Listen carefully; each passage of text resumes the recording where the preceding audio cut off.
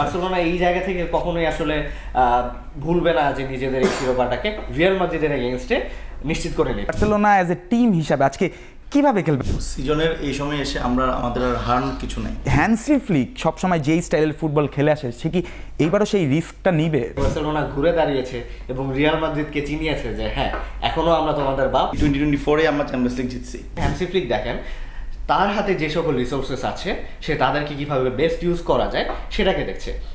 Football ভক্তদের অপেক্ষা যত বাড়ছে, ক্যাম্প নুর মঞ্চটা যেন আজ তত জলজল করছে, কারণ ঘড়ির কাঁটায় রাত 1টা বাজলেই শুরু হবে দি এল ক্লাসিকো শো। চিরপ্রতিদ্বন্দ্বী রিয়াল মাদ্রিদকে সাক্ষী রেখেই শিরোপা উল্লাসে মারতে চায় বার্সেলোনা। সমীকরণটাও একদম হাতের নাগালেই, জিততেও হবে না, ড্র করলেই লা লিগার মুকুট উঠবে কাতালানদের মাথায়। অন্যদিকে রিয়াল মাদ্রিদ চায় এই শিরোপা উল্লাস ভেস্তে দিতে। স্বাগত সবাইকে খেলাযোগের এই বিশেষ আয়োজনের। এবং এই বিশেষ আয়োজনে আমাদের সঙ্গে আছে শান্ত, তিনি হচ্ছেন বার্সেলোনা ফ্যান, এবং আমার বা পাশে আছেন রিয়াল মাদ্রিদ ফ্যান শাহরিয়ার ভাই। দুজনকেই জানাই যে happy El Clasico day. Thank you so much ভাইয়া। কিন্তু আপনার জন্য হ্যাপি না স্যাড সেটা আমি একটু পরেই হয়তো আলোচনা করব। বার্সেলোনা একেবারেই 11 পয়েন্টের একটা ডিস্টেন্স আছে, আপনারাও খুব চিল মুডে আছেন যে 11 পয়েন্টের ডিস্টেন্স, এই ম্যাচ যদি আমরা হেরেও যাই শেষ পর্যন্ত লা লিগার মুকুটটা মাথায় উঠবে। কিন্তু আপনার কাছে আমার প্রশ্নটা সেখানেই যে বার্সেলোনা অ্যাজ এ ফ্যান হিসাবে, বার্সেলোনা অ্যাজ এ টিম হিসাবে আজকে কিভাবে খেলবে? তারা কি খুব হিসাবই খেলবে, মানে শুধু ড্র হার এড়ানো খেলা খেলবে, নাকি একেবারেই আধিপত্য দেখিয়ে রিয়াল মাদ্রিদকে হারিয়ে সেই মুকুটটা তারা মাথায় উঠাতে চায়? প্রথমত রিয়াল মাদ্রিদকে হারানো সবসময় বার্সেলোনার জন্য একটা আনন্দের বিষয়, নিজেদের চিরপ্রতিদ্বন্দ্বী বলে কথা। দ্বিতীয়ত আজকের ম্যাচটা যদি জিতে কিংবা ড্র করে বার্সেলোনা, সেক্ষেত্রে তাদের কাছে একটা সম্ভাবনা থাকছে লা লিগার শিরোপাটা উঁচিয়ে ধরার। সম্ভাবনা না, জিতলে বা ড্র করলে একেবারেই কনফার্ম হয়ে যাচ্ছে। বার্সেলোনা এই জায়গা থেকে কখনোই আসলে ভুলবে না যে নিজেদের এই শিরোপাটাকে রিয়াল মাদ্রিদের এগেইনস্টে নিশ্চিত করে নিতে, তাও আবার নিজেদের ঘরের মাঠে। সো আজকের ম্যাচটা আমার মনে হয় না কোনোভাবেই বার্সেলোনা কিন্তু হিসেবে খেলাটা খেলবে। রিয়াল মাদ্রিদের এগেইনস্টে সবসময় বার্সেলোনা একটা থ্রেট, এবং আজকে আরও ভালোভাবে আক্রমণাত্মকভাবে কিন্তু বার্সেলোনা মাঠে নামবে, এমনটাই আমরা চিন্তাভাবনা করছি। তো শান্ত যেমনটি বলছিল, শাহরিয়ার ভাই আপনার কাছে একটু আসতে চাই। শান্ত ভাই বলছিলেন যে একেবারে 11 পয়েন্টের লিড, মানে আপনারা এই চাপ সামলাবেন কি করে? তার উপরে আবার ড্রেসিং রুমের সেই বোঝাপড়া, এরপরে আবার ধরেন যে ইনজুরি সংকট, এমবাপ্পে খেলবে কি খেলবে না সেটা নিয়েও একটা সংশয় আছে। কিভাবে দেখছেন এই ম্যাচটিকে, যে তারা কি এটা কি অনেকটা মর্যাদার ম্যাচ হয়ে দাঁড়াচ্ছে, নাকি আপনারাও শিরোপার কথাই চিন্তা করছেন? সিজনের এই সময় এসে আমাদের আর হার কিছু নাই। সো আমরা যদি চিন্তা করি ফার্স্ট থেকে এখন পর্যন্ত যে সিচুয়েশনগুলো মাদ্রিদ ডাগ আউট বা হচ্ছে আপনার মাদ্রিদ ড্রেসিং রুমে হচ্ছে, সব কিছু চিন্তা করে আমাদের অবস্থা অবশ্যই শোচনীয়। কিন্তু এল ক্লাসিকো যেহেতু একটা বিগ ম্যাচ, সো বিগ ম্যাচের আগে অবশ্যই আমরা হচ্ছে যে আমাদের বেস্ট ট্রাই করার যে পসিবিলিটিগুলো আছে সেগুলো নিয়েই কাজ করছে আমাদের কোচ। প্রেশারটা আসলে বেশি কার, কোন কোচের? কারণ বার্সেলোনার এক্সপেকটেশনটা কিন্তু বেশি। আপনি জানেন যে ঘরের মাঠে তারা যদি রিয়াল মাদ্রিদকে হারিয়ে শিরোপা উঁচিয়ে ধরতে চায়, অন্য যে কোনো ফলাফলই তখন আর গণ্য হবে না। কিন্তু আপনার কাছে কি মনে হয় যে যেমনটি বলছিলেন যে একেবারেই থ্রেট হিসাবে দেখছে, হ্যান্সি ফ্লিক সবসময় যেই স্টাইলের ফুটবল খেলে আসে সে কি এইবারও সেই রিস্কটা নিবে? অবশ্যই হ্যান্সি ফ্লিক, মানে হাইলাইন ডিফেন্সের যেই একটা ব্যাপার স্যাপার, হাইলাইন ডিফেন্স বা হচ্ছে সে এক কথায় বলা চলে একটা আক্রমণাত্মক খেলাই কিন্তু খেলা মাঠে, এবং যে আক্রমণাত্মক খেলার একটা ফলাফল আমরা দেখতে পেয়েছি গত সিজনে। প্রত্যেকটা এল ক্লাসিকোতে কিন্তু আমরা মানে বেশ সুন্দর পরিমাণে গোল তাদেরকে উপহার দিয়েছি, এবং সেই জায়গায় বলা যায় যে বার্সেলোনার এই ট্যাকটিক্স কিন্তু রিয়াল মাদ্রিদের এগেইনস্টে খুব কমই কোলাপস করেছে অন দ্য ফিল্ড। হ্যাঁ, সেই জায়গা থেকে বর্তমান যদি আপনি রিয়াল মাদ্রিদের স্কোয়াডের, কিন্তু আমি একটু আপনাকে মনে করে দিতে চাই যে মৌসুমের প্রথম এল ক্লাসিকোতে কিন্তু শাহরিয়ার ভাইয়ের যে রিয়াল মাদ্রিদ, তারা কিন্তু আপনাদেরকে এই ট্যাকটিক্স ভেঙেই মানে জয় তুলে নিয়ে এসেছিল। সেটাকে আপনি কিভাবে ডিফেন্ড করবেন? সেটাকে ডিফেন্ড করার ব্যাপার হচ্ছে যে রিয়াল মাদ্রিদ কিন্তু অক্টোবর মাসেই নিজেদেরকে চ্যাম্পিয়ন হিসেবে ঘোষণা দিয়ে দিয়েছিল লা লিগায়। সেই জায়গা থেকে বার্সেলোনা ঘুরে দাঁড়িয়েছে এবং রিয়াল মাদ্রিদকে চিনিয়েছে যে হ্যাঁ এখনো আমরা তোমাদের বাপ, এখনো আমরা তোমাদের মাথার উপরে আছি।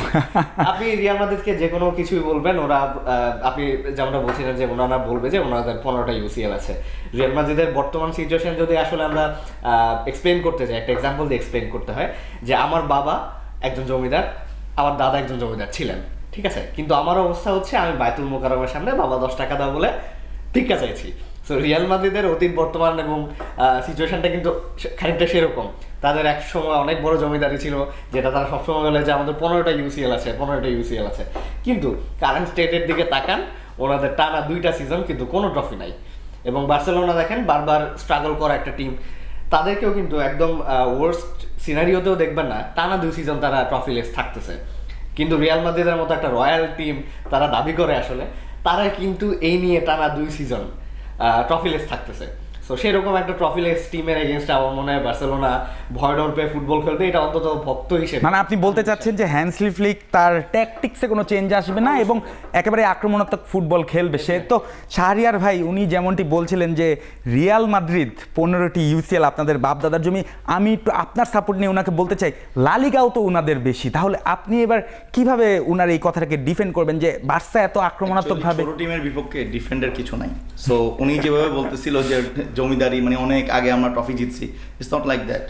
আপনি 2024-এ আমরা চ্যাম্পিয়ন্স লিগ জিতছি, ইটস নট লাইক যে আমরা 2012 সালে চ্যাম্পিয়ন্স লিগ জিতছি এন্ড ওইটাকে নিয়ে তার উপর আপনাদের আছে আবার 15টি চ্যাম্পিয়ন্স 15টা লিগ। থাকুক 17টা থাকুক, এটা ডিফারেন্ট ইস্যু। Different আমরা issue। কদিন পর 17-18 দিকে চলে যাব।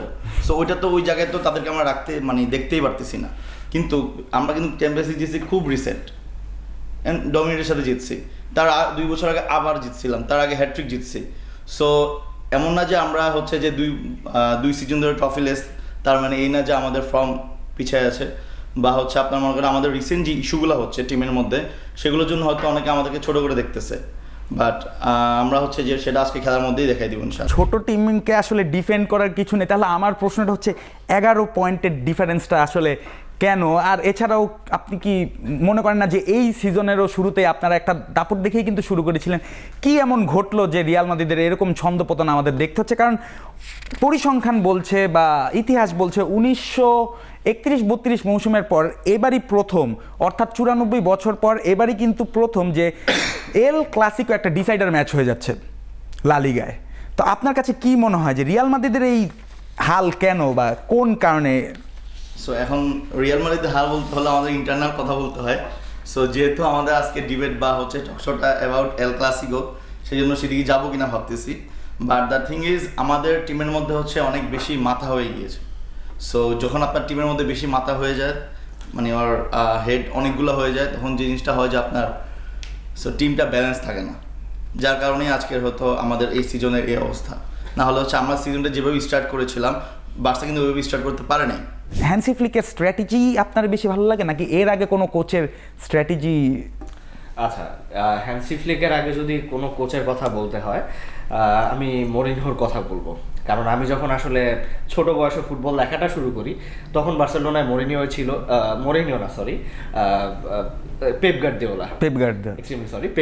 সো আমি যখন ফুটবল খেলাটা দেখা শুরু করি, তখন গার্দিওলার সেই ডমিনেন্স দেখেই কিন্তু বড় হয়েছি বলা যায়। ঠিক আছে, সো সেই জায়গাতে আমার কাছে যদি বলেন ফ্লিকের চাইতে পেপ গার্দিওলাকে আমি এগিয়ে রাখবো। তবে ফ্লিক এখনকার বার্সেলোনাকে যেভাবে অপারেট করছেন সেটা কিন্তু বেশ ইমপ্রেসিভ। কারণ হচ্ছে আপনি জেনে থাকবেন বার্সেলোনা কিন্তু বর্তমানে প্লেয়ার কেনা বেচায় একটা মানে সীমাবদ্ধতা আছে, কাউকে সাইন করাতে পারবে না। হ্যাঁ, তাদের ফাইনান্সিয়ালও একটা ব্যারিয়ার আছে। প্লেয়ার রুলস আমরা 1:1 নেই, যার কারণে আমরা কিন্তু আমাদের পছন্দের প্লেয়ার চাইলে সাইন করাতে পারছি না। সেই জায়গা থেকে হ্যান্সি ফ্লিক দেখেন তার হাতে যে সকল রিসোর্সেস আছে সে তাদেরকে কিভাবে বেস্ট ইউজ করা যায় সেটাকে দেখছে। অন্যদিকে আপনি রিয়াল মাদ্রিদের দিকে দেখেন, টু বি ভেরি অনেস্ট, ওনাদের স্কোয়াডে আপনি কিন্তু তারার মেলা দেখতে পারবেন। প্রত্যেকে ইন্ডিভিজুয়ালি এক একটা স্টার, বেশ বড় বড় নাম, কিন্তু তা সত্ত্বেও তাদের কিন্তু সমস্যা লেগেই আছে। তারা কিন্তু যেই গ্যালাক্টিকো 2.0 এর প্রতিশ্রুতি দিয়েছিল সেটা কিন্তু দেখাতে পারছে না।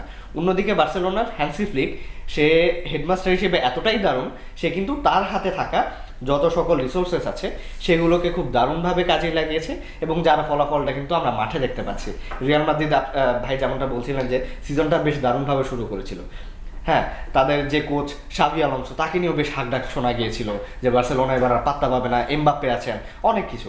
কিন্তু দিন শেষে ফুটবল একটা মাইন্ড গেম, মাঠের খেলার চাইতেও মাঠের বাইরের খেলা অনেক কিছু ডিপেন্ড করে। সো হ্যান্সি ফ্লিক আসলে দেখিয়ে দিয়েছেন ফুটবলটাকে আসলে কিভাবে খেলতে হয় এবং কিভাবে খেলাতে হয়। আপনাদেরও আজকে এমবাপ্পে হয়তো নামবেন না, উনাদেরও লামিন ইয়ামাল নামবেন না, কিন্তু আমার প্রশ্নটা হচ্ছে আপনার এই নতুন কোচ আলভারো আরবেলোয়া পেদ্রিকে কিভাবে ঠেকাবে? সো এগেইনস্ট পেদ্রি আমাদের বেস্ট পসিবল সলিউশন ছিল শুয়ামিনি, আর আমাদের এখন ডিএমএফ যারা আছে কামাভিঙ্গা আর হচ্ছে আপনার ফেদে ভালভার্দেও হয়তো স্কোয়াডে নাই। এটা কিন্তু হয়তো একটা না, বড় মানে ব্যাকফুটে চলে গেছে, কারণ আপনি দেখবেন যে রিয়াল মাদ্রিদকে নিয়ে যখন আমরা ওই চ্যাম্পিয়ন্স লিগের কথা বলি যে ম্যানচেস্টার সিটির বিপক্ষে সবাই বলছিল যে ম্যানচেস্টার সিটি একদম রিয়াল মাদ্রিদকে উড়িয়ে দিবে, সেখানেই কিন্তু ফেদ্রিকো ভালভার্দে সেই হালটা ধরেন। তো মানে কি মনে হচ্ছে আসলে যে এই পেদ্রিকে আটকাবে কি করে, বা আজকে আপনারা বার্সাকে কিভাবে আটকাবেন, মানে আপনাদের প্ল্যানটা কি বা আপনাদের যুক্তিটা আজকে কি? আমাদের যে প্ল্যানটা বা আমি যেটা দেখতেছিলাম যে কোচের যে লাইন আপটা সেটা হচ্ছে যে আপনার অনেকটাই হচ্ছে যে একটু ডিফেন্সিভ মনোভাব, আমি যেটা খেয়াল করছিলাম। কারণ উনি 4-4-2 যেটা লাস্ট ম্যাচ স্পানিওর সাথে আমরা ছিল, সো 4-4-2 হয়তো করতে যাচ্ছে। তো সেক্ষেত্রে হয়তো গোলকিপার থাকবে হচ্ছে অবশ্যই লুনিন, যেহেতু কর্তোয়া এখনও ফিট না, অ্যান্ড আমাদের যে ব্যাকআপ লাইন আছে সো ডিফেন্স। কিন্তু কর্তোয়া নামলে কি আপনার ওই বাড়তি একটা অ্যাডভান্টেজ অবভিয়াসলি এটাতে তো কোনো ডাউট নাই যে কর্তোয়া নামলে আমাদের একটা বাড়তি অ্যাডভান্টেজ থাকে বা থাকে না। সো আমাদের বেশিরভাগ ম্যাচগুলোতে হচ্ছে যে কর্তোয়ার একটা ডিফারেন্ট কাইন্ড অফ পারফরমেন্স থাকে, যার কারণে হচ্ছে আমরা অটোমেটিক মানে সামনে থাকি। সো যে জিনিসটা হচ্ছে আজকে আমরা পাচ্ছি না, এবং এত বড় একটা ম্যাচ এল ক্লাসিকো এবং season not decider match, but আজকে হয়তো বার্সেলোনা জিতলে আমাদের সামনে ট্রফি উঁচায় ধরবে। সো জিনিসটা আমাদের কাছে অবশ্যই একটা কষ্টজনক বলা যায়। তো আপনি যেমন অনেক প্লেয়ারের অনুপস্থিতির কথা বলছিলেন, আপনার কি মনে হয় যে ভিনিসিয়াস এই ম্যাচে জ্বলে উঠতে পারবেন, বা কি মনে হচ্ছে আসলে? যে প্লেয়ারটা আমাদেরকে এই ম্যাচটা জিতাতে পারে, only player from Real Madrid is Vinicius junior. কারণ এমবাপ্পে তো নেই। এমবাপ্পে থাকলেও আমি ভিনিসিয়াস জুনিয়রের দিকেই তাকিয়ে থাকতাম। সো এই ম্যাচটা হচ্ছে যে if E can play well, তাহলে মানে ভিনিসিয়াস জুনিয়রই তাদের একমাত্র ভরসা। আপনাদেরও কিন্তু লামিন ইয়ামাল নেই। লামিন ইয়ামাল ছাড়া বার্সার শক্তিটা আপনি কি করে দেখছেন? উনি যেমন অনেক অনুপস্থিতির কথা বললেন, আপনি মানে কি বলবেন এই দিক থেকে? বার্সেলোনা আসলে যদি আপনি ম্যাচের তাদের খেলার দিকে তাকান, সেখানে দেখবেন এক ব্যক্তিকেন্দ্রিক খেলাধুলা কিন্তু করে না। লামিন ইয়ামাল আমাদের জন্য বেস্ট একটা সলিউশন, বেস্ট একটা প্লেয়ার বলা যায় আমাদের টিমের জন্য। কিন্তু বার্সেলোনার জয়ের ক্ষেত্রে আপনি যদি দেখেন প্রত্যেক সময় কিন্তু একটা টিম ওয়ার্ক কাজ করে। তো আজকেও কিন্তু বার্সেলোনার জন্য হ্যাঁ লামিন ইয়ামালের উপস্থিতিটা হয়তো আমাদেরকে একটু পিছিয়ে রাখবে, বা হচ্ছে যে আগে যদি আমরা হচ্ছে 6 গোল দিতাম, এখন হচ্ছে কমায় 4 গোল হালি পূর্ণ করতে পারি, ব্যাপারটা এরকম হয়ে দাঁড়াবে। আপনার কাছেও কি সেই জিনিসটাই মনে হয় যে লামিন ইয়ামাল থাকলে, বা আপনার কাছেও কি সেই জিনিসটা মনে হয় ওনারাও যদি পূর্ণ শক্তি নিয়ে নামতে পারতো, কর্তোয়া, এমবাপ্পে, আপনারাও ফেদ্রিকো ভালভার্দে, আপনারা কি 6 গোলের আশাটা কি করতে পারতেন তখন, বা তখন কি মানে জেতার আশাটাও কি অ্যাটলিস্ট করতে পারতেন কিনা? অবশ্যই এটা খুব একটা বেশি অসম্ভব কিছু না। গত সিজনে হচ্ছে রিয়াল মাদ্রিদকে আপনি যদি দেখেন 4 গোল 5 গোল আমরা কিন্তু খুব অনায়াসে দিয়েছি, তখন কিন্তু তাদের ফুল স্কোয়াডে ছিল, আমরাও দিয়েছি, ঠিক আছে। সো এই যে স্কোয়াডের কথা বলছেন যারা অ্যাবসেন্ট, মোটামুটি তারা কিন্তু গত সিজনে ছিল আমাদের এখানে, ঠিক আছে। So it's not a big deal for Barcelona যে রিয়াল মাদ্রিদকে আটকাতে পারবে না, বা যাদের কথা বলছে তারা থাকলে খুব একটা ডিফিকাল্ট হবে সেরকম না। হয়তো আমরা ম্যাচটা দেখে বা উপভোগ করে একটু মজা পেতাম, কিন্তু দিন শেষে আমার মনে হয় যে রিয়াল মাদ্রিদকে একটু এক পা পিছনে সরতে হতো বার্সেলোনার বিপক্ষে।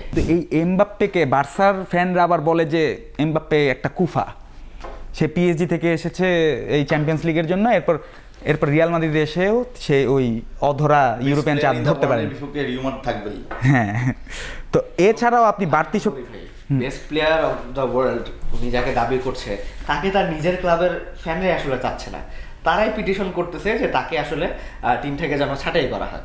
সো এই প্লেয়ারকে আসলে হ্যাঁ ইন্ডিভিজুয়ালি আপনি তাকে হয়তো ভালো বলতে পারেন, কিন্তু football is a team work, এটা 11 জন মিলে খেলতে হয়। সেখানে একজন প্লেয়ার শুধুমাত্র তার ইন্ডিভিজুয়াল যে সাকসেস সেটা দিয়ে কিন্তু যাচাই হয় না।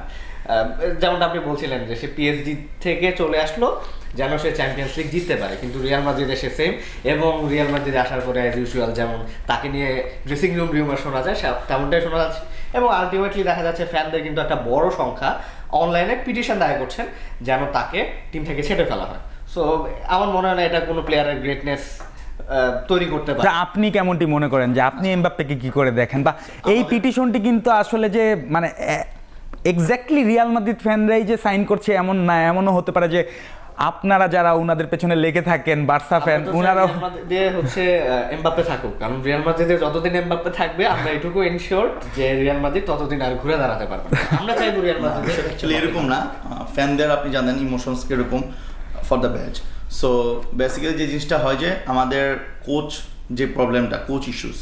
সো এই জিনিসটার জন্য আমাদের টিমটা লাস্ট 1 or 2 ইয়ার্স মানে লাস্ট 2টা সিজন থেকে হচ্ছে যে একসাথে দাঁড়াতে পারছে না। সো ওই জায়গায় হচ্ছে আমরা পিছিয়ে পড়তেছি। অ্যান্ড এমবাপ্পের যে বিষয়টা, ও একটু ইগোইস্টিক প্লেয়ার, এটা ট্রু, এটা আমরা সবাই জানি, মেনে নিলাম। কিন্তু বিষয়টা হচ্ছে যে আপনার মেনে নিলেন তো হেরে গেলেন। না, বিষয়টা এরকম না, কিছু লজিক্যাল জি জি জি, অবশ্যই অবশ্যই, আমি জাস্ট ফান করছিলাম। সো বেসিক্যালি হচ্ছে যে আমাদের কোচের যে প্রবলেমটা হয়েছে, যে আমাদের কোচ তার প্লেয়ারদের সাথে এতগুলো গ্যালাকটিকুস প্লেয়ার তিনি কাটায় উঠতে পারে নাই, যেটা জাভি আলোনসো পারে নাই, যেটা আলভেলোয়া অবশ্যই পারছেন না। সো তার মানে আপনি কি মনে করেন যে আরো দক্ষ কোচ দরকার এখন রিয়াল মাদ্রিদের আমাদের যে স্কোয়াডটাকে? জিনিসটা সবচেয়ে বেশি দরকার, যে জিনিসটা হচ্ছে নেক্সট সিজনে আমরা আশা করতেছি একটা ভালো কোচ। আমরা কিছু নাম শুনতেছি, অবশ্যই হোসে মরিনিও বা হচ্ছে ক্লপ, যদিও আসবেন না, ক্লপের নাম শোনা যাচ্ছে, ইভেন পচেতিনো যে আর্জেন্টিনান কোচ, ওনার কথাও শুনতেছি। সো আমরা হচ্ছে যে কোচের দিকে তাকিয়ে আছি, তারপর হচ্ছে আমাদের প্লেয়ারদের উপর। অ্যান্ড সবচেয়ে বেশি যে মাস্টার দিকে তাকিয়েছে যে ফ্লোরেন্তিনো পেরেজ, উনি আসলে টিম নিয়ে কি ভাবতেছে। এখন উনি যদি হচ্ছে প্লেয়ারদেরকে হচ্ছে যে কোচ থেকেও বেশি অগ্রাধিকার দিয়ে দেয়, তখন হচ্ছে যে প্লেয়াররা উল্টাপাল্টা করবেই। যে জিনিসটার রেজাল্ট আমরা দেখতে পাচ্ছি, আমরা কোনো ট্রফি জিতছি না এই সিজনে। কোচ যদি চেঞ্জ হতো, আপনার কি মনে হয় যে এখন আপনি এই বিতর্কটা করতে পারতেন কিনা যে রিয়াল মাদ্রিদের বিপক্ষে যেই একটা বুক ফুলিয়ে চলছেন, আপনারা 11 পয়েন্টের লিড নিয়েছে, এটা কি পারতেন কিনা? অবশ্যই, আমি যেটা বলছিলাম একদম শুরুতেই, যে বার্সেলোনার সবচেয়ে বাজে সিজনটাতেও তারা রিয়াল মাদ্রিদের জন্য একটা বড় থ্রেট হয়ে দাঁড়ায়। ঠিক আছে, আমরা দেখেছি জাভির মানে আন্ডারে যখন বার্সেলোনা স্ট্রাগল করছিল, তখনও কিন্তু তারা রিয়াল মাদ্রিদকে মোটামুটি ফাইট দেওয়ার চেষ্টা করেছে প্রত্যেকবারই। সো রিয়াল মাদ্রিদের কাছে বরাবরই বার্সেলোনা একটা আতঙ্কের নাম। সো সেখানে হচ্ছে কোচ, হ্যাঁ এটা আমিও এগ্রি করি, উনি আসলে ওনার প্রশ্নে অনেকটা হার মেনিয়ে নিয়েছেন যে কোচের অভাবে ওনারা কাজ করতে পারছেন না। তবে আপনি মানে লালিগার পয়েন্ট টেবিলের মতো তারাও হার মেনে নিচ্ছেন, আপনি এটা বলছেন। আপনি এটার পিছনে একটা যুক্তি আপনার এখন দিতেই হবে। উনি একাই বলে যাচ্ছেন, আপনার এখানে যুক্তি কি? মানে আমি তো বলবো যে রিয়াল মাদ্রিদও খুব ভালো খেলছিল শুরুর দিকে, হ্যাঁ আপনি কখনো সাবি আলোনসো এবং আপনারাও কিন্তু রিয়াল মাদ্রিদের আগেই খুব সম্ভবত চ্যাম্পিয়ন্স লিগ থেকে বিদায় নিয়েছেন। হ্যাঁ একই স্টেজ থেকে আসলে মোটামুটি বিদায় নেওয়া। তো ওনারা হয়তো বা এখন ওই যে 15টা ইউসিএল এর ঝনঝন করতে পারে। হ্যাঁ, তো যেটা বলছিলাম যে সাবি আলোনসো কিন্তু ফেলে দেওয়ার মতো কোচ না, যথেষ্ট ভালো একটা কোচ, উনি প্রমাণ করেই রিয়াল মাদ্রিদে আসছেন। তবে সিচুয়েশনটা যেটা হয়েছে, এত টক্সিক একটা এনভায়রনমেন্ট ক্রিয়েট হয়ে গেছে, সেখানে আসলে যে কোনো কোচের জন্যই সার্ভাইভ করাটা বেশি ডিফিকাল্ট হয়ে যাবে। এবং ভাই যেমনটা বলছিলেন, নিজেই অ্যান্সারটা দিয়ে দিয়েছেন যে ফ্লোরেন্তিনো পেরেজ যদি কোচের উপর গিয়ে প্লেয়ারদেরকে প্রায়োরিটি দেয়, তখন আসলে এই অবস্থাই হবে। আপনি যত বড় হচ্ছে যে এক্সপার্ট হয়ে যান না কেন, আপনি যদি আপনার টিচারকে রেসপেক্ট না করতে পারেন, ডেফিনেটলি আপনার আসলে পতনটা অনিবার্য। এবং রিয়াল মাদ্রিদের ক্ষেত্রে সেটাই হচ্ছে, যত স্টার প্লেয়ার থাকুক, আপনার কোচ যদি আপনার টিমের মেইন কেন্দ্রবিন্দু না হতে পারে, সেটা একটা ঝামেলা। আমি ভাইয়ের একটা কথা বলবো, যে আপনি একটু আগে বলতেছিলেন যে ভাই বলতেছিল যে প্রতি সিজনে ভাইয়া ট্রফি পাচ্ছে বা ট্রফি নিচ্ছে। আমাদের এটা হচ্ছে একটা দুই রকম ঝামেলা তৈরি হয়ে গেছে এখানে। যে একটা হচ্ছে আমরা আমাদের টিম বা হচ্ছে ইভেন রিয়াল মাদ্রিদের অনেক ফ্যান বেজও আছে, অনেকেই আছে যারা হচ্ছে যে লা লিগা, কোপা দেল রে, সুপার কোপা এগুলো খুব ছোট করে দেখে। অ্যান্ড এটার আসলে মানে কীভাবে কেন দেখে, তার একটাই কারণ হচ্ছে কি চ্যাম্পিয়ন্স লিগ। সো আমি এই জিনিসটা থেকে একটু মানে সবাইকে বের হয়ে আসতে বলবো, এই একটাই কারণ হচ্ছে ওগুলো একটা কম্পিটিশন। কিন্তু আপনি লালিগাতেও কিন্তু আপনারা এগিয়ে আছেন ট্রফির দিক থেকে। না সেটা তো অবশ্যই আমরা এগিয়ে আছি, সেটা তো আমরা এগিয়ে থাকবোই, আমরা best team in the world. সেটা আজকে হোক, 10 বছর পরে হোক, 20 বছর পরে হোক, সেটা থাকবোই, সেটা নিয়ে কোনো ডাউট নেই। সেটা মানে আমাদের আশেপাশে কেউ নাই। কিন্তু বিষয়টা হচ্ছে যে আমাদের যে কারেন্ট সিচুয়েশন প্রবলেমটা, যে জিনিসটা হয়তো আগে ছিল না, 5 বছর আগে বা 10 বছর আগে আমরা এই জিনিসটা ফেস করি নাই। সেটা হচ্ছে যে আপনি দেখেন, আমরা বায়ার্নের সাথে ভাই অলমোস্ট আমরা জিতে গিয়েছিলাম, 86 আর 89 আমরা 2টা গোল কনসিড করছি। সো আমাদের টিমের নাই কোনো অবস্থা, ভাঙাচুরা অবস্থা টিম। ওই টিম নিয়ে হচ্ছে আমরা মানে একটা প্রাইম ইউরোপিয়ান টিমকে বিট করে ফেলতেছিলাম অলমোস্ট 86 মিনিট পর্যন্ত। আমরা ধরে রাখছি 4-4 এগ্রিগেট। তার মানে বায়ার্ন যারা কিনা, আমার পয়েন্টটা হচ্ছে যে ভাই আমরা চাইলে we can play well, we have the resources, আমাদের প্লেয়ার আছে, we can play well. The thing is আমাদের হচ্ছে ইনস্ট্রাকশনটা ঠিক হচ্ছে না। কিন্তু বায়ার্ন যারা কিনা চ্যাম্পিয়ন্স লিগের সেমিফাইনালে ছিল, সেই বায়ার্নকে প্রায় হারিয়ে দিচ্ছিল। আপনার কি মনে হয় আজকে এই বার্সেলোনাকে? সব কিছু বলার ওই একটাই পয়েন্ট, যে আমরা চাইলে উই ক্যান উইন। আচ্ছা, ব্যাপারটা কিন্তু হয়ে দাঁড়াচ্ছে হাম নেহি জিতেগা হামারা মর্জি। ঠিক আছে, রিয়াল মাদ্রিদ জিতবে না, ওনাদের মর্জি। এবং এই জায়গায় এইটা বলেই আসলে ওনারা খালাস হয়ে যাচ্ছে যে না, আমরা বার্সেলোনার এগেইনস্টে জিতবো না, কারণ আমরা এটা চাই না। আজকেই বার্সেলোনা শিরোপা মাথায় উঠাবে নাকি আরেকটু ধীরে সুস্থে কাজটা ছাড়বে? যেটা ব্যাপার সেটা হচ্ছে যে রিয়াল মাদ্রিদ বার্সেলোনার চিরপ্রতিদ্বন্দ্বী একটা ক্লাব, যাদেরকে হারানোটা যে কোনো পজিশনেই আমাদের জন্য একটা স্বস্তির বিষয়। সো তাদেরকে হারিয়ে যদি আমরা আমাদের ট্রফি এনশিওর করতে পারি, দেন ওয়াই নট। এবং বার্সেলোনার প্রত্যেকটা টিমের কিন্তু এই চিন্তাই থাকবে।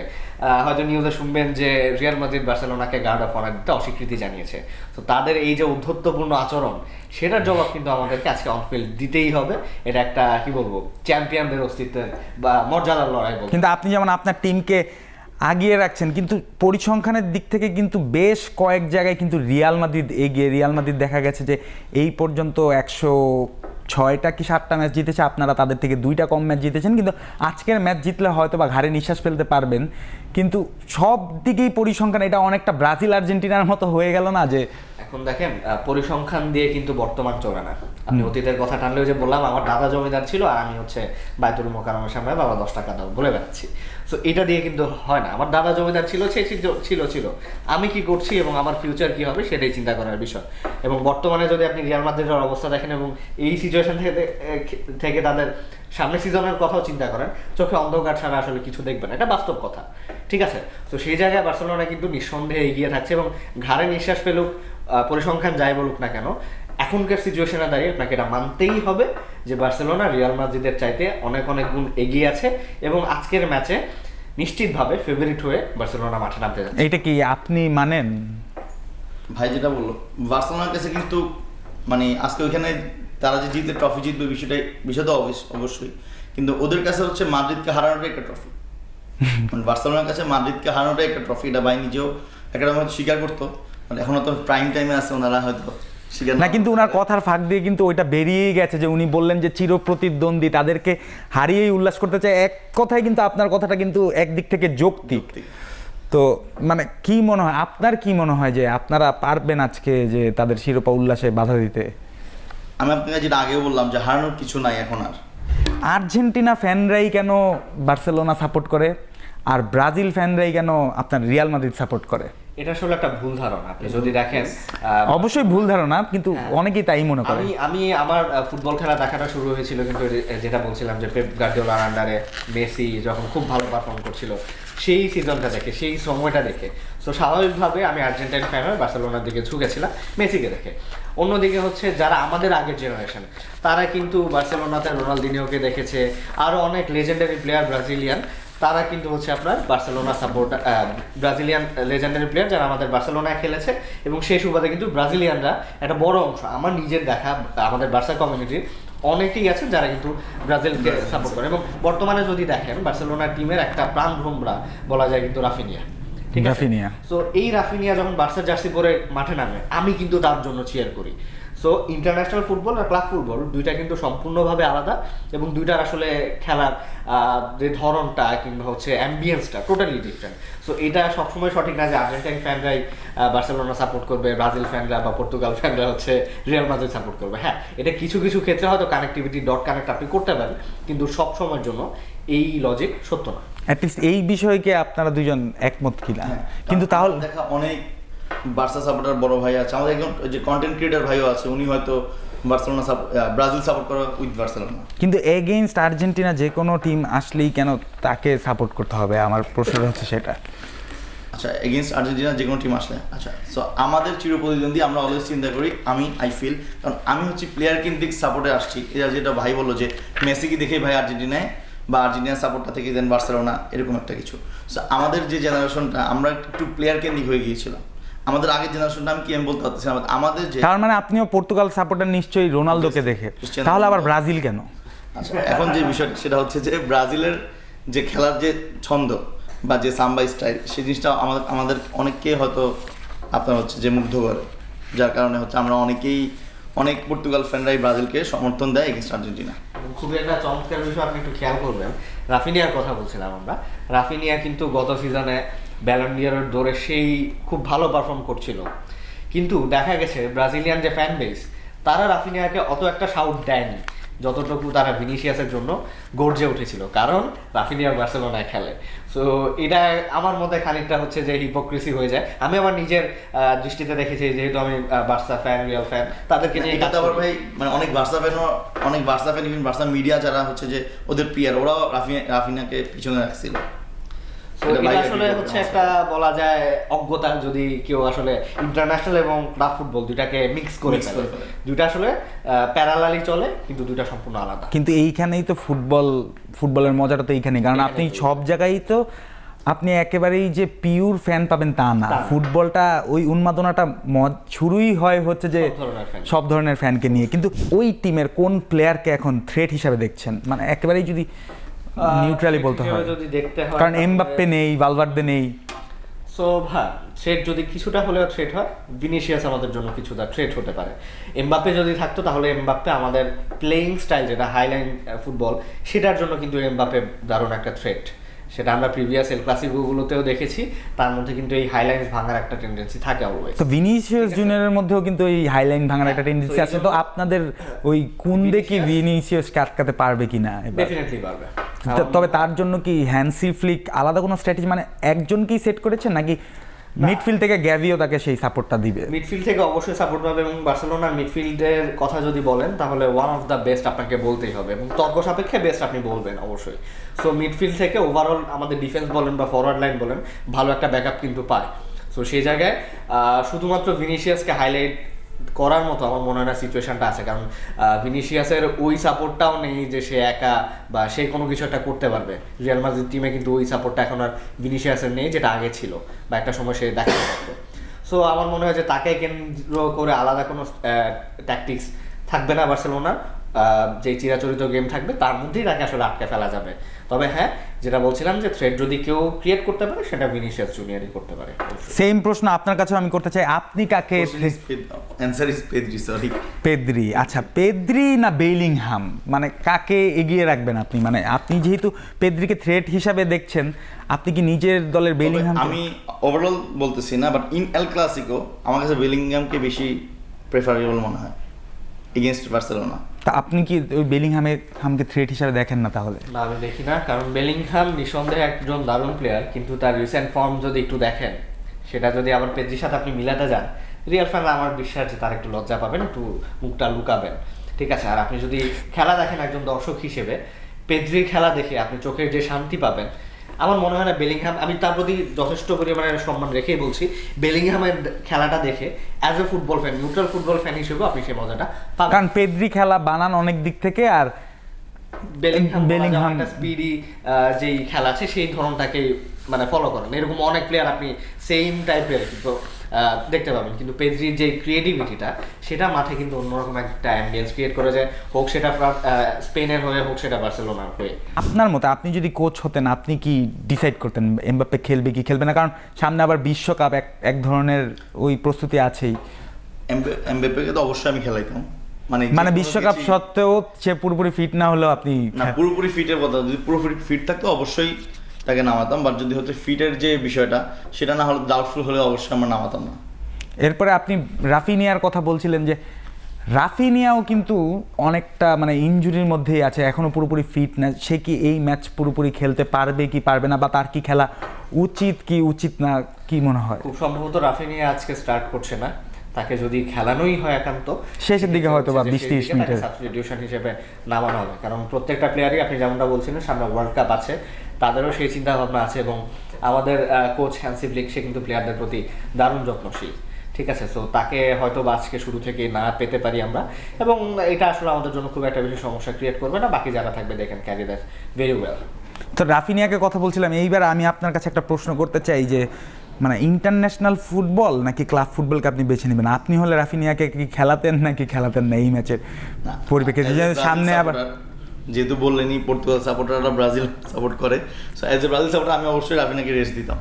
রেস্ট দিতেন, কিন্তু সেই ক্ষেত্রে কি একটু ব্যাকফুটে চলে যেতেন না ফ্রম বার্সা সাইড? হ্যাঁ, আচ্ছা, আমি যদি বার্সা সাপোর্টার হই অবশ্যই, সেটা তো অবশ্যই, কারণ Raphinha is one of the player যে কিনা হান্সি ফ্লিকের এই যে এরাটাকে, উনি হয়তো রেস্ট দিত কারণ উনি মনে প্রাণে আসলে রিয়াল মাদ্রিদ ফ্যান।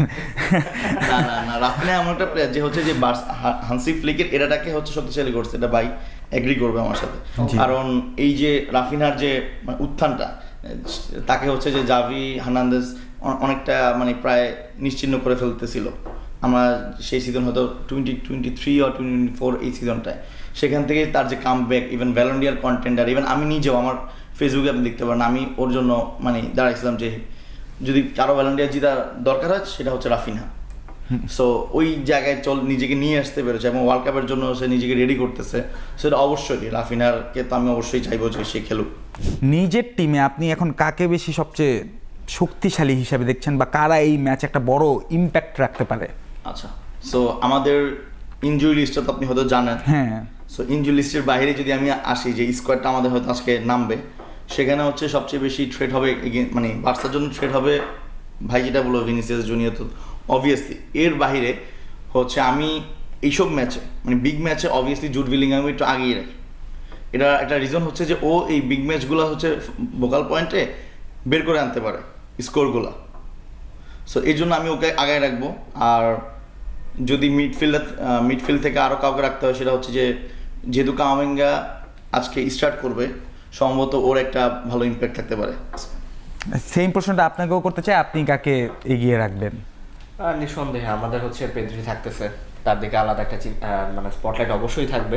পাশাপাশি হচ্ছে লেভানডস্কি, তার কথা বলতে এখন লেভানডস্কিকে দিয়ে আপনি যদি কোচ হতেন, আপনার কাছে প্রশ্ন, আপনি কি লেভানডস্কিকে দিয়ে শুরু করাতেন নাকি ফেরান তোরেসকে দিয়ে শুরু করতেন? আমি কোচ হলে ডেফিনেটলি লেভানডস্কিকে আজকে স্টার্ট করাতাম। ফেরান তোরেস আজকের ম্যাচের জন্য অন্তত আমি রিলাই করতে তার উপরে পারবো না। লেভানডস্কির যে একটা এক্সপিরিয়েন্স আছে, হ্যাঁ হয়তো বয়সের সাথে তার পারফরমেন্সে একটা ছাপ পড়ে গেছে, কিন্তু তা সত্ত্বেও তার এক্সপিরিয়েন্সটা এল ক্লাসিকোর মতো বিগ ম্যাচে বার্সেলোনাকে একটা ভালো ব্যাকআপ দিবে। সো পেদ্রির পাশাপাশি আমি লেভানডস্কির দিকেও কিন্তু নজরটা রাখতে পারি। সো হ্যাঁ, এই দুজন প্লেয়ারের দিকে আমার আজকে বেশ একটা। এছাড়া র্যাশফোর্ডকে নিয়ে কি আপনাদের বার্সা ফ্যানদের মধ্যে মানে কিরকম রিয়াকশন? আচ্ছা, র্যাশফোর্ডও হচ্ছে যে বার্সেলোনার বিপদের বন্ধু হিসেবে কিন্তু দাঁড়িয়েছে। আমরা প্লেয়ার কিনতে পারছি না এমন একটা মোমেন্টে কিন্তু সে এসে দাঁড়িয়েছে আমাদের লোন প্লেয়ার হিসেবে ম্যানচেস্টার ইউনাইটেড থেকে। এবং জোর গুঞ্জন শোনা যাচ্ছিল যে তাকে হয়তো আমরা পার্মানেন্টলি কিনে আনতে পারি, যদি এখনো আসলে সেটা যদি কিন্তু দোলাচলে আছে, একটা দর কষাকষি চলছে। তবে র্যাশফোর্ড কিন্তু বার্সেলোনার জন্য ভালো কিছু মুহূর্ত এনে দিয়েছে, কিন্তু কিছু কিছু ক্ষেত্রে হয়তো তাকে আমরা কোলাপস করতে দেখেছি। তা সত্ত্বেও আমার মনে হয় যে উইংয়ে সে ভালোই সাপোর্ট দিয়ে যাচ্ছে, খুব ভালো সাপোর্ট আজকেও দিবে, এটুকু আমি প্রত্যাশা করতেই পারি। কার মুখে উঠবে শেষ হাসি, সেই অপেক্ষার প্রহর কিন্তু ধীরে ধীরে ঘনিয়ে আসছে এবং বাংলাদেশ সময় রাত 1টা বাজলেই সেই উত্তর মিলবে। কিন্তু তার আগে এল ক্লাসিকোর সমস্ত আপডেট পেতে চোখ রাখুন খেলাযোগ ফেসবুক পেজ এবং ইউটিউব চ্যানেলে। এবং আপনাদেরকে জানিয়ে রাখি, বিশ্বকাপ দরজায় করা নাড়ছে, বিশ্বকাপেরও সমস্ত আপডেট তাৎক্ষণিক সবার আগে পেতে চোখ রাখুন খেলাযোগের ফেসবুক পেজ এবং ইউটিউব চ্যানেলে। আপনাদেরকে জানাই ধন্যবাদ এবং আমার দুই গেস্ট আজকে শাহরিয়ার ভাই এবং শান্ত ভাই, আপনাদেরকেও জানাই ধন্যবাদ। থ্যাংক ইউ সো মাচ আমাদের স্টুডিওতে সময় দেওয়ার জন্য। Thank you so much.